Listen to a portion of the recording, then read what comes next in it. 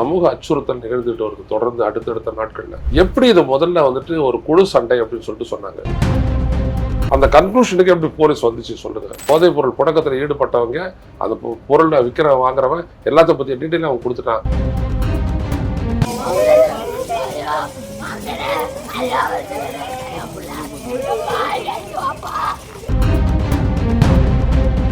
இது மாஃபியாவா ஆயிடுச்சு அப்படின்னோம்னா இதை கண்ட்ரோல் பண்ண முடியாதுன்னு சொன்னேன். ஏன்னா மாஃபியா வந்துட்டு ஒரு போலீஸ் ஸ்டேஷனுக்கும் ஒரு ஆளுக்களுக்கும் கணிசமான தொகையை கரெக்டாக ஒரு பீரியாடிக்கலா ஒரு மாசத்துக்கு ஒரு முறை கொடுத்துருவான். அவளை அந்த விட்னஸ் ப்ரொடெக்ஷன்ல வந்துட்டு அவனை காப்பாற்றணும்.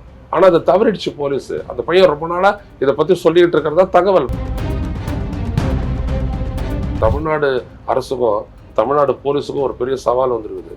இந்த கேங்ஸ்டரிசத்தை, இந்த மாஃபியாவை இவங்க எப்படி கண்டுபிடிச்சு ஒழிக்கிறாங்கன்னு பாவணும். ரொம்ப குரல் கொடுத்தாருல விஜய். இப்போ இதை வந்துட்டு செஞ்சு காட்டு. போதைப் பொருள் ஒழிப்பு தான் வந்துட்டு பிரச்சனையாச்சு. இன்னைக்கு நாடு முழுவதும் இது ஒரு பிரச்சனையா இருக்குது. கடல் பகுதியில் கைப்பற்றுறாங்க, அங்கே கைப்பற்றுறாங்க, உள்ளூரில் கைப்பற்றுறாங்க. ஆனால் போதைப் பொருள் புழக்கன்றது இருந்துகிட்டே இருக்கும். அப்போ இதை எப்படி தடுக்கிறது? நாம இதெல்லாம் பற்றி ரொம்ப எவிடன்ஸோட நிறைய பேசிருக்கோம். ஆனால் இவங்க வந்துட்டு என்ன பண்ணிட்டாங்க, எல்லாத்தையும் அரசியல் ஆகிட்டு இருந்தாங்க.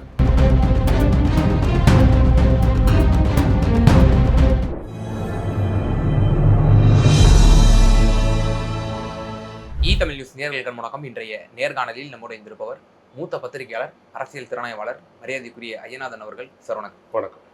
சட்டசபையில் ஆல்ரெடி எதிர்கட்சி தலைவர் ஒரு கவன ஈர்ப்பு கொண்டு வந்தாங்க. கோவையில் ஒரு தனியார் கல்லூரியில் ஒரு 19 வயது மாணவர் கும்பல் வன்முறையால் படுகொலை செய்யப்பட்டார். ஒரு கிட்டத்தட்ட 20க்கும் மேற்பட்ட நபர்களால். இதற்கு அமைச்சர் ராஜ்மோகன் இது போதை அவர் காட்டி கொடுத்தது அதெல்லாம் கிடையாது, அவர் கோஷ்டி சண்டைனால மரணிச்சாரு அப்படின்ற மாதிரி ஒரு செய்தியை சொல்லியிருந்தாங்க. இதனுடைய பின்னணி என்ன என்ன தொடர்ந்து இந்த கல்லூரி நிர்வாகத்தையும் சேர்க்கணும் அப்படின்னு சொல்லி எவிடன்ஸ் கதிர் போன்றவர்கள்லாம் நீங்க அவங்கள காப்பாற்ற பாக்குறீங்க, என்ன இல்ல பெரிய மர்மம் இருக்கு அப்படின்ற மாதிரி சொல்றாங்க. எப்படி பாக்குறீங்க? பாருங்க, அப்பட்டமான ஒரு சமூக அச்சுறுத்தல் நிகழ்ந்துட்டு வருது தொடர்ந்து அடுத்தடுத்த நாட்கள்ல. ஒரு கல்லூரியில படிக்கக்கூடிய ஒரு இன்ஜினியரிங் மாணவன் பல பேரால் கொல்லப்படுகிறான். 20 பேரோ 15 பேரோ, அது வேற கஷ்டம். பல பேரால் கொல்லப்படுகிறான். எப்படி இது முதல்ல வந்துட்டு ஒரு குழு சண்டை அப்படின்னு சொல்லிட்டு சொன்னாங்க, அது சொல்லுங்க. முதல்ல அந்த கன்க்ளூஷனுக்கு எப்படி போலீஸ் வந்துச்சு சொல்லுங்க. மாணவர்கள் இருக்காங்க, பார்க்குறாங்க, எல்லாத்தையும் பார்த்தவங்க, ஒருத்தரும் அதை சப்போர்ட் பண்ணல. அப்படியான ஒரு கண்டென்ஷன் அப்படி நடந்ததா? ஒரே மாணவனை போட்டு அந்த மாதிரி சாத்தி தள்ளி இருக்கிறாங்க, அடிச்சு தள்ளி இருக்காங்க. மருத்துவமனையில இருந்து அவன் இறந்து போயிட்டான். என்ன நடந்ததுன்றதை அவங்க சொல்றாங்க. இவன் போதைப் பொருள் புழக்கத்தில் ஈடுபட்டவங்க அந்த பொருளை விற்கிறவன் வாங்குறவன் எல்லாத்த பத்திய டீட்டெயில் அவன் கொடுத்துட்டான். அதாவது என்னன்னா, அந்த பையன் கொடுத்த டீட்டெயில் என்ன அப்படின்னோம்னா, ஒரு மாஃபியா தமிழ்நாட்டில் இயங்கிக்கிட்டு இருக்குது, ஒரு பகுதியில் இயங்கிக்கிட்டு இருக்குது அப்படின்றது தான். இதைத்தான் நான் ரொம்ப ஆழமா நான் ரொம்ப முன்னாடியே எச்சரித்தேன். இது மாஃபியாவா ஆயிடுச்சு அப்படின்னோம்னா இதை கண்ட்ரோல் பண்ண முடியாதுன்னு சொன்னேன். ஏன்னா மாஃபியா ஒரு போலீஸ் ஸ்டேஷனுக்கும் ஒரு ஆளுக்களுக்கும் கணிசமான தொகையை கரெக்டாக ஒரு பீரியாடிக்கலா ஒரு மாசத்துக்கு ஒரு முறை கொடுத்துருவான். கப்பம் கட்டிடுவான். அதுக்கப்புறம் அவனை ஒண்ணுமே பண்ண முடியாது. அவன் என்ன வேணாலும் இறக்குவான். இந்தியாவை போன்ற ஒரு நாட்டில் இளைஞர்கள் தான் எதிர்கால சொத்து அப்படின்னு, அறிவு சொத்து, உழைப்பு சொத்து அப்படின்ற இடத்துல அவனை காலி பண்றதுக்கு ஃபர்ஸ்ட் அவன் செக்ஸ் அடாப்ட் பண்ணுவான். என்டர்டெயின்மெண்ட்லேருந்து செக்ஸுக்கு போயிடுச்சு, ரைட்டுங்களா? ரெண்டாவது விஷயம் போதைப் பொருள், கஞ்சா, அந்த மாதிரி. மூணாவது விஷயம் நார்கோட்டிக்ஸு, அந்த இடத்துக்கு போயிடுச்சு அப்படின்னோம்னா யூ கேனாட் ரெட்ரீவ். அவனை நீங்கள் மீட்க முடியாது. அப்படியாப்பட்ட சூழலில் பெரிய அளவுக்கான அமௌண்ட்டு போகும். இப்போ நீங்கள் வரக்கூடிய போதைப் பொருள் அங்கே தடுத்தோம் பிடிச்சிட்டோம், இங்கே தடுத்தோம் பிடிச்சிட்டோம், கடலில் பிடிச்சிட்டோம், இதெல்லாம் நீங்கள் சொல்லலாம். பயன்படுத்துகிறவங்களுக்கு எங்கேருந்து வருதுன்னு தெரியுமா உங்களுக்கு? கொரியரில் சப்ளை ஆகுது. எந்த கொரியர்லேருந்து உங்களுக்கு எப்படி தெரியும்? கொரியர் வந்துட்ட உடனே ஒரு பொருளை போய்ட்டு கையெழுத்து போட்டு வாங்கிக்குது, அவ்வளோதான். பேமெண்ட்டெல்லாம் உங்களுக்கு தெரியும் எப்படி பண்ணலாம் அப்படின்ட்டு. கண்டுபிடிக்கவே முடியாது, இது ரொம்ப கஷ்டம். ஸோ அப்போ இதில் யார் அப்படி நம்மளுக்கு ரொம்ப முக்கியமானது யாருன்னா இன்ஃபார்மன்ஸு. இவங்களெல்லாம் ஆக்சுவலாக அவங்க தான் விட்னஸஸ். அவங்கள அந்த விட்னஸ் ப்ரொடெக்ஷனில் அவனை காப்பாற்றணும். ஆனால் அதை தவறிடுச்சு போலீஸ். அந்த பையன் ரொம்ப நாளாக இதை பற்றி சொல்லிக்கிட்டு இருக்கிறதா தகவல் மற்ற மாணவர்கள் சொல்கிறாங்க. இப்போ எவிடன்ஸ் கதிர் சொல்கிறாரு அப்படின்னோம்னா இவங்களை உட்படுத்தணும்னா, ஏன்னா அவங்க கவர் பண்ண பார்க்குறாங்க. அதனால எவிடன்ஸ் கதிர் சொல்றாரு, முதல்ல அவங்கள வந்துட்டு பிடிச்சி உள்ள போட்டு அவங்கள போய் விசாரிக்கணும். அதாவது டிசிப்ளினரி ஆக்ஷன் ஆல்ரெடி காலேஜ் எடுத்திருக்கு. கேட்டா என்ன சொல்றாங்க, சமையல்காரர்களுக்கும் அவர்களுக்கும் ஏற்பட்ட தகராறு, அதனாலதான் எடுத்தோம். இந்த மாப் லிஞ்சிங் எப்படி நடந்துச்சுன்னு எங்களுக்கு தெரியாது அப்படின்னு சொல்றாங்க. சரமாரியா கேள்வி கேட்கறாங்க பிரஸ். எப்படிங்க தெரியாதுன்னு சொல்றதுக்கு தான் நீங்க பிரஸ் மீட் வச்சீங்களா? சரமாரியா கேட்கும்போது பதில் சொல்ல முடியல. அந்த டிசிப்ளினரி ஆக்ஷன் வந்து விளக்குறாரு அந்த ஆக்ஷன்ல இருக்கக்கூடிய அந்த நபர். பிரின்சிபால் வந்து லைட்டா தொடையில தட்டுறாங்க, எதுவும் பேசாத, கொஞ்சம் அமைதியா இரு, குறி எதுவும் எக்ஸ்போஸ் பண்ணிடாத அப்படி இப்படின்ற மாதிரி அவங்க வந்து இது பண்றாங்க. ஏதோ சம்திங் ராங் ஏதோ அப்படிங்கிற மாதிரி தான் அது வந்து. இல்லைங்க, மாணவர்களுக்கும் சமையல்காரனுக்கும் சோத்து உடையமா எல்லா இடத்துலையும் தகராறு. இங்க கூட பாத்தீங்க அப்படின்னா சரியான சோறு சரியில்லை அப்படின்னு சொல்லிட்டு பிரசிடென்சி காலேஜினுடைய ஹாஸ்டல், விக்டோரியா ஹாஸ்டல்ல பசங்க இது பண்ணாங்க, ப்ரொட்டஸ்ட் பண்ணாங்க. ஆனா விஜய் அங்க போல.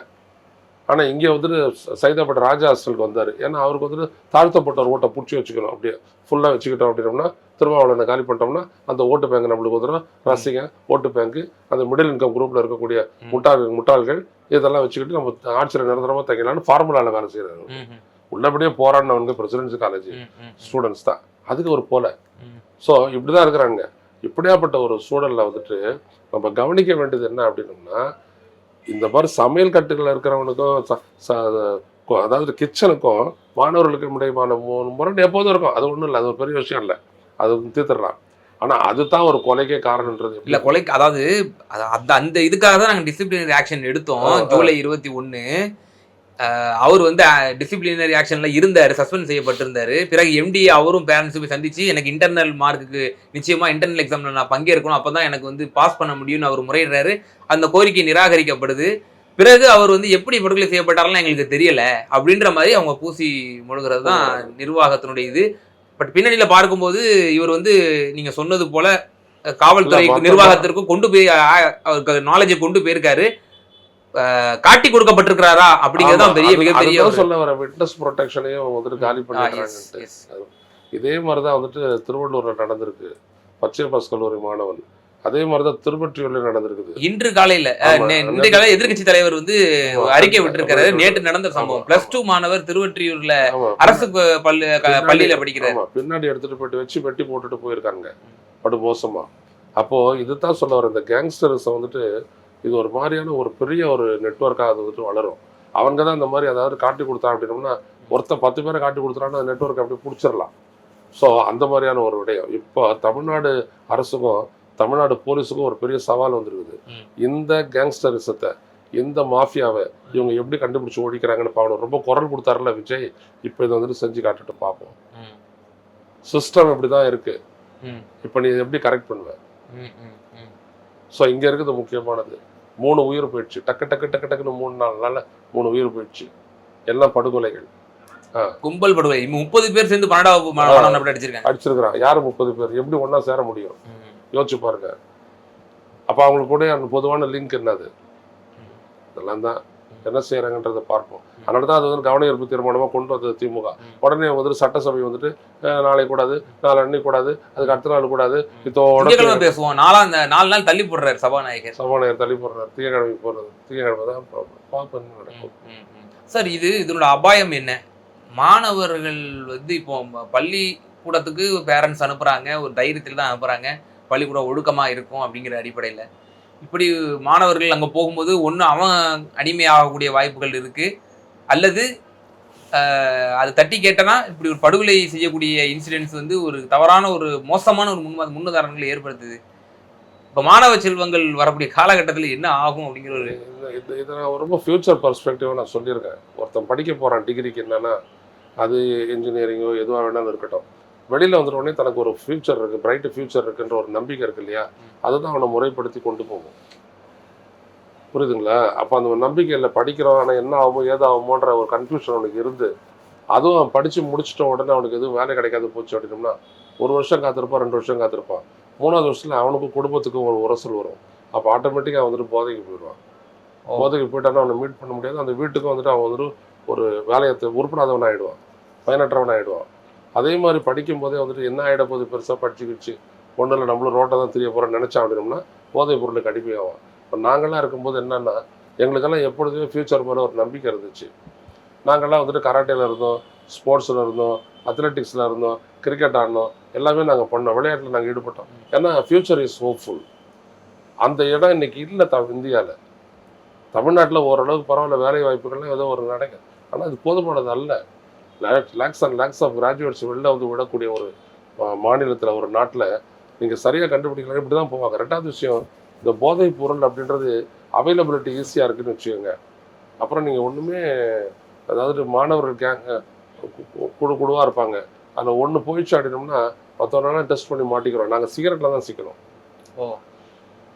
யாரும் கஞ்சாலெல்லாம் வந்துட்டு சிக்கலை. ஆனால் இன்றைக்கி அந்த மாதிரி இல்லை. ஆனால் அப்போவே கஞ்சாவை பொறுத்த வரைக்கும் அலர்ட் பண்ண பத்திரிக்கையாளர் நான். அப்போ துரை இருந்தார் கமிஷனராக. அப்போ நான் சொல்லி அலர்ட் பண்ணி அவர் ஒரு நடவடிக்கை எடுத்து ஒரே நாளில் மெட்ராஸ் ஃபுல்லாக இருக்கக்கூடிய எல்லா அவுட்லெட்ஸும் அடிச்சு உடச்சி முடிச்சு எல்லாத்தையும் உள்ளே வச்சிட்டார். இப்போ காட்டு ஒருத்தர் அப்படின்னு சவால்லாம் விட்டார் எங்ககிட்ட. அந்த மாதிரியான காவல் அதிகாரிகள்லாம் உண்டு. காவல் அதிகாரிகள் நினைச்சாங்கன்னா அவங்க முடிச்சிருவாங்க. ஏன்னா அந்த ஆள் அந்த அளவு ஒரு ஹானஸ்டான மேன் துரை. அதனால வந்துட்டு என்னாச்சு, கண்டுபிடிச்சிட்டாரு, முடிச்சிட்டாரு. அந்த மாதிரி போலீஸில் இப்போ இருந்தாங்க அப்படின்னோம்னா அவங்களால முடியும், அவங்க பண்ண முடியும். அவங்களால தான் வந்துட்டு இந்த மாஃபியா வந்துட்டு உடைக்க முடியும். இது மாஃபியா தான், சந்தேகமே அது மாஃபியா தான். ஒருத்தனை 20 பேர் போட்டு அடிக்கிறான், கொல்றான், அடுத்தடுத்து நடக்குது அப்படின்னோம்னா எவ்வளவு பெரிய அச்சுறுத்தல் சமூகத்தில் ஏற்படுத்தி பாருங்க. அச்ச உணர்ச்சி ஏற்படும் பாருங்க. யாராவது தட்டி கேட்பீங்களா? ஆமா, இதுக்கு மேலே யாராவது இதை பற்றி இது பண்ணீங்கன்னா சைலண்டா இருக்கணும் நீங்க. அந்த மாதிரியான ஒரு இது. சார், இப்போ அப்ப வாழ்வாதாரமும் இதுல உள்ளடங்கி இருக்கு. மாணவனுக்கு இப்ப நான் ஒரு முக்கியமான ஒரு விஷயத்த சொல்றேன். ஏன் பஞ்சாப்ல இருக்கிறவங்க வந்துட்டு ஆம் ஆத்மி பார்ட்டியை தேர்ந்தெடுத்தாங்கன்றது உங்களுக்கு தெரியுமா? ராஜஸ்தான்ல தேர்ந்தெடுக்கல, ஹரியானால தேர்ந்தெடுக்கல, வேறு எங்கேயும் தேர்ந்தெடுக்கல. ஏன் டெல்லியிலையும் அங்கேயும் தேர்ந்தெடுத்தாங்கன்னா, டெல்லியில் வந்துட்டு பார்த்தீங்கன்னா ஆம் ஆத்மி கெஜ்ரிவால் வந்தார், அவர் கொடுத்த அஷூரன்ஸ் எல்லாம் நிறைவேற்றினார். சர்ப்ளஸ் பட்ஜெட் போடுற ஒரே ஸ்டேட் அதுதான், அரவிந்த் கெஜ்ரிவால், டெல்லி. ஓகே, ஆமாம். எந்த இடத்துல முதல்ல ஆம் ஆத்மி பார்ட்டி தோற்றுவிக்கப்பட்ட உடனே முதல் மக்களவைத் தேர்தலில் 4 சீட் எங்கே பிடிச்சது அப்படின்னோம்னா பஞ்சாப்ல தான். ஏன் பஞ்சாபியர்கள் அவங்களுக்கு ஓட்டு போட்டாங்க அப்படின்னோம்னா ஒரே காரணம் தான். மற்ற எந்த கட்சியாலும் போதைப் பொருள் பரவலை வந்து தடுக்க முடியல. So the chosen new party, பெண்கள் தான் ஓட்டு போட்டு தேர்ந்தெடுத்தாங்க. ஏன் அப்படின்னோம்னா இந்த கவர்மெண்ட் ஆஃப் இந்தியா தெளிவாக சொல்கிறாங்க, போதைப் பொருள் பழக்கத்தை விட்டுச்சுன்னா பஞ்சாப் பிரிவினையில் வந்துட்டு இந்த இளைஞர்கள் ஈடுபடுறாங்க அப்படின்றதுனால அவங்கள வந்துட்டு ஒன்றுமில்லாத ஆக்கணுன்றதுக்காக போதைப் பொருள் பழக்கத்தை அவங்களுக்கிடையே வந்துட்டு அதிகமாக இதாக்கி அவங்கள ஒன்றுமில்லாத பண்ணி அதில் தான் அதனுடைய விளைவு தான் அந்த மாதிரி ஆச்சு அப்படின்ட்டு. அது இந்த ஜனங்க புரிஞ்சுக்கிட்டு காங்கிரஸையும் ஓடிச்சாங்க, பிஜேபியும் ஒழிச்சாங்க, சுரமணி அகாலிதள் கட்சிகள் அதனுடைய பல்வேறுபட்ட பிரிவுகளும் ஒழிச்சாங்க, ஆம் ஆத்மிக்கு தான் ஓட்டு போட்டாங்க. புரியுதுங்களா? அதனால தான் ஆம் ஆத்மி ஒரு கட்சி வேகமாக வந்துட்டு ஒரு ஆட்சியை கைப்பற்றுச்சுன்னா இங்கத்தி மாதிரி டான்ஸர் எல்லாம் வந்துட்டு அவங்க கைப்பற்றலை. அவங்க உள்ளபடியே வந்துட்டு அரசியல் எடுத்து வச்சாங்க, நான் ஒழிப்பேன் அப்படின்னாரு. இன்னைக்கு வந்துட்டு இன்னைக்கு இங்கே இருக்கக்கூடிய முதல்வர் வந்துட்டு இதில் வந்துட்டு ரொம்ப தெளிவானவர். புரியுதுங்களா? ஸோ இது தான் பஞ்சாபில் வந்துட்டு ஆட்சி மாற்றம் ஏற்பட்டதுக்கும் ஆம் ஆத்மி கட்சிக்கு அதிகமான எம்பிக்கள் ஆம் ஆத்மி எம்பிகளை ஜெயிக்க கூடாது பண்ணிட்டான் யாரு, பிஜேபி. இவிஎம் வச்சு சீ விட்டான். ஆனால் இதில் வந்துட்டு மாட்டிக்கிட்டான், முடிச்சிட்டாங்க. அடுத்த முறை ஜெயிக்க மாட்டான்னு வச்சுக்கோங்க ஆம் ஆத்மி, அது வேற கதை. அதனால் இவிஎம் இருக்க முடிச்சிருவான். அதனால் இது தான் அங்கே நடந்தது. போதைப் பொருள் ஒழிப்பு தான் அங்கே வந்துட்டு பிரச்சனையாச்சு. இன்றைக்கி நாடு முழுவதும் இது ஒரு பிரச்சனையாக இருக்குது. கடல் பகுதியில் கைப்பற்றுறாங்க, அங்கே கைப்பற்றுறாங்க, உள்ளூரில் கைப்பற்றுறாங்க, ஆனால் போதைப் பொருள் புழக்கன்றது இருந்துக்கிட்டே இருக்கும். அப்போ இதை எப்படி தடுக்கிறது? ஸோ இது தான் சிஸ்டத்தில் இருக்கக்கூடிய பிரச்சனை. இதுதான் Vijay must have to understand. இவர் ஸ்டாலின் அண்ணாச்சி, ஸ்டாலின் அங்கிள், சிஎம் சார், இது கதையெல்லாம் இப்போ வேவாது. இப்போ நீங்கள் என்ன பண்ணிட்டீங்கன்னு பார்த்துடலாம். இறுதியான ஒரு கேள்வி, நீங்கள் அப்போ தெளிவாக சொல்லிட்டீங்க, சிஸ்டம் கரெக்டாக இருக்கு. காவல்துறைன்னா அதே காவல்துறை தான், திமுக அதே காவல்துறை தான். அப்போ இவங்களும் கரெக்டாக தான் இருப்பாங்க. அப்போ நீங்கள் இவங்கள வச்சு நீங்கள் எப்படி பெஸ்ட்டாக பண்ண போறீங்கிற ஒரு கேள்வி இருக்கு. அப்போ இதே காவலர்கள் எப்படி வந்து போதை மாஃபியாவை ஒழிக்கும் அப்படிங்கிற ஒரு கேள்வி இருக்கு. அப்போ ரெண்டாவது, இது எப்படி வந்து அப்போ ஒழிக்கவே முடியாதா எந்த ஆட்சியாளர்கள் வந்தாலுமே? சோஷியல் மூமெண்ட், அதனால தான் நாங்கள் வச்சுருக்கிறோம். இப்போ ஃபார் எக்ஸாம்பிள் நிறைய வந்துட்டு பொதுநல இயக்கங்கள்லாம் அமைப்புகள்லாம் இருக்குது. அவங்களுடைய பங்கு தான் அதில் ரொம்ப முக்கியம். அவங்கெல்லாம் தான் வந்துட்டு என்ன பண்ணுவாங்கன்னா இதை பற்றி அவேர்னஸ் மக்களிடையே ஊட்டுவாங்க, இப்படியெல்லாம் இருக்குன்னு சொல்லிட்டு அலர்ட் பண்ணுவாங்க. அவங்க தான் இந்த கூட்டத்தெல்லாம் கூட்டுவாங்க, எல்லாமே பண்ணுவாங்க. அவங்கள வந்துட்டு இந்த அரசு என்கரேஜ் பண்ணிச்சுன்னா சரியாக இருக்கும். இல்லாட்டி போலீஸ்காரன் வந்துட்டு அந்த அமைப்புகளை மிரட்டிடுவான், இந்த வேலையெல்லாம் செஞ்சுட்டு இருக்காது, ஒழிச்சிரும் ஒன்று அப்படின்வான். அதனால் அதெல்லாம் பண்ணணும் அப்படின்னோம்னா முதல்ல ப்ரோஆக்டிவ் ஸ்டெப்பு அரசு எடுக்கணும்.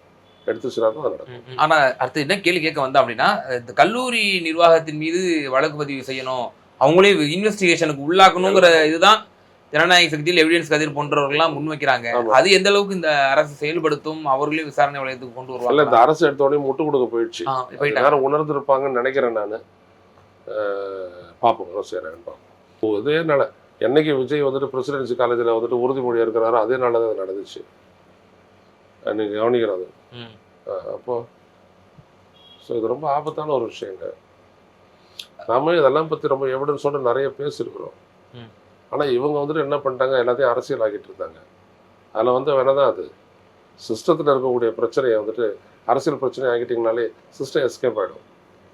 கேர்ஃபுல்லாக இருக்கும். சரி சார், பல்வேறு விவகாரங்கள்ல நேயர்களுக்கு ரொம்ப தெளிவாக உங்களோட கருத்துக்களை பயந்தீங்க. ரொம்ப நன்றி.